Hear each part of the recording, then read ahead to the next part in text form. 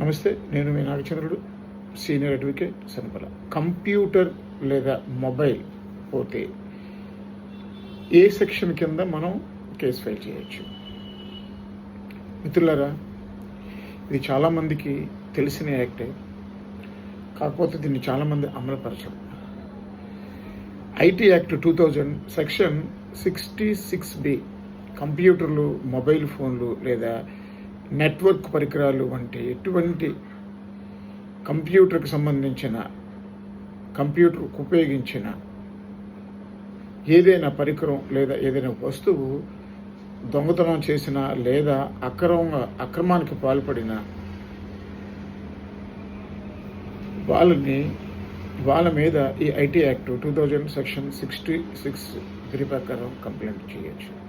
అదేవిధంగా information technology చట్టంలోని section 66B కింద శిక్షించడం జరుగుతుంది.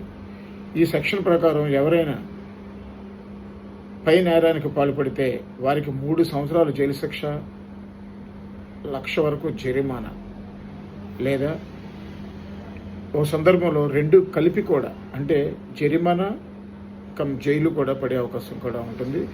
తస్మాత్ జాగ్రత్త.